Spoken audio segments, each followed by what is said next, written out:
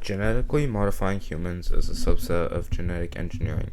Genetic engineering started in 1973 when two scientists named Herbert Boyer and Stanley Cohen performed an act of genetic modification called transgenesis, which is the process of transferring genes from one organism to another.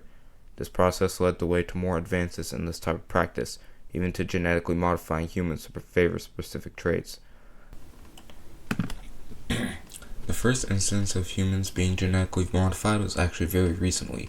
A pair of twin girls born in China November 2018 were the first humans ever to be genetically modified.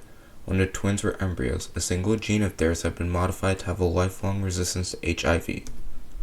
To do this, they used a technology called CRISPR, which is a tool for genome editing that can quickly alter DNA functions and sequences. CRISPR can be used to edit DNA to help treat inherited diseases or outright prevent them entirely. The way it works is that it finds a protein called Cas9 in the system, which allows for the DNA to be cut at certain locations. If Cas9 is given this guide strand of RNA that matches a sequence of DNA that is being modified, CRISPR can direct Cas9 to points of interest in the DNA to be cut, essentially destroying that part of the strand. The cell then repairs the strand, either by introducing a mutation into the strand that disables the gene that makes a trait, therefore getting rid of the trait, or by putting in a new piece of DNA into the strand that either modifies a trait or creates a new one. They used CRISPR technology on the babies when they were embryos, presumably cutting the part of the DNA that could cause HIV, removing it entirely. While CRISPR is a revolutionary technology that could change the field of biotechnology, it has been gathering controversy for multiple reasons.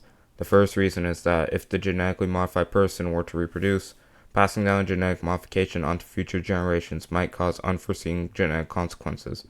Another source of controversy is the overall ethics on the matter. The risk of editing the genetics of future humans is high, and it's likely something can go wrong. Therefore, until it is deemed safe, which may take a long time, it should not be used for clinical purposes as the risk is too high equivalent to the payoff. There's also the future to think about.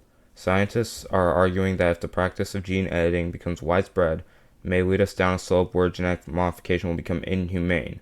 Basically, genetically enhancing people against their will, and not just for curing diseases, but for something else. Overall, genetic modification of humans is a landmark achievement that we have accomplished, and it's definitely one for the history books.